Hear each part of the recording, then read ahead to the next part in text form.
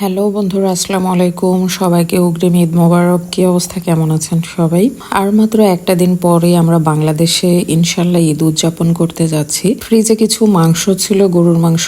এটা হচ্ছে গত রমজান ঈদে কোরবানির সিস্টেম করে যে মাংসটা আনা হয়েছিল গরুর। ওটা আজকে ফ্রিজ পরিষ্কার করতে গিয়ে দেখি মাংসটা ফ্রিজে, মনে হলো যে মাংসটা রান্না করে ফেলি, যেহেতু আর একদিন পরে আবার কোরবানির মাংস আসছে।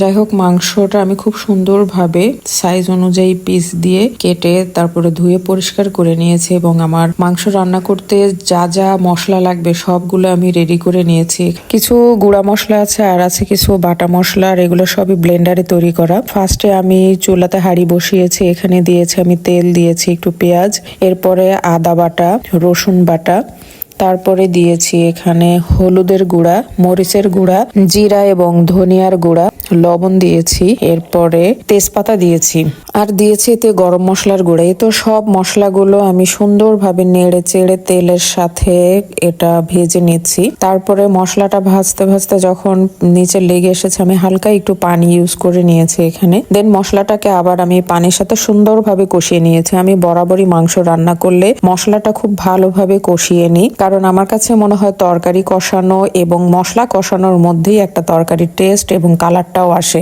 যাই হোক, এ তো আমার মশলাটা নেড়ে চেড়ে কষানো হয়ে গেছে যখন, অর্থাৎ মশলাটা যখন রেডি হয়ে গেছে আমার, তখন আমি এতে গরুর মাংসটা ধুয়ে রেখেছিলাম আমি আবার আর একবার ধুয়ে নিয়ে তারপর মাংসটা দিয়ে দিলাম হাঁড়িতে। এই তো মাংসটা নেড়ে চেড়ে নিচ্ছি, আর আজকের মাংসটা আমি জাস্ট একটা বড় আলু দিয়ে রান্না করব। এই তো মাংসটা নেড়ে চেড়ে আমি ঢেকে দিয়েছি। আগে আমি মাংসটা কিছু সময়ের জন্য কষিয়ে নিচ্ছি, যেহেতু এটা গরুর মাংস আর আমি রান্না করব এখানে হল্যান্ডার আলু দিয়ে। তো আলুটা একটু শেষের দিকে দিলেও কোনো সমস্যা নেই, এটা ইনশাল্লাহ সেদ্ধ হয়ে যাবে। এই তো আমি ঢেকে কিছুক্ষণ সেদ্ধ করে নেওয়ার পর মাংসটা যখন প্রায় সিদ্ধ হয়ে এসেছে, তখন আমি এতে 5টা মাঝারি সাইজ আস্ত রসুন দিয়ে দিয়েছি, আর দিয়েছি এখানে আমি সে কেটে রাখা হল্যান্ডার আলুটা। এই তো নেড়ে চেড়ে কিছু সময় আমি এটা ঢেকে দিয়ে জাল করব।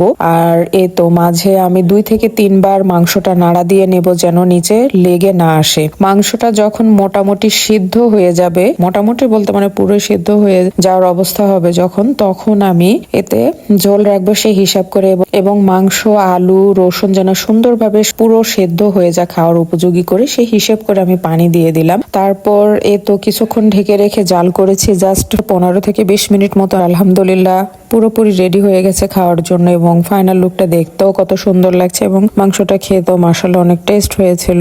আর উঠিয়ে নেওয়ার আগ মুহূর্তে আমি একটু জিরার গুঁড়া দিয়ে দিয়েছি, এটা ফ্লেভার আসার জন্য, অনেক সুন্দর একটা ফ্লেভার আসে এই সময় জিরার গুঁড়াটা দিলে। আজকের মাংস রান্নার ভিডিওটা কেমন লেগেছে অবশ্যই কমেন্টে জানাবেন। তো আজকের ভিডিওটা এ পর্যন্তই, দেখা হবে, কথা হবে আগামী কোনো ভিডিওতে। সে পর্যন্ত ভালো থাকবেন সবাই, আল্লাহ হাফেজ।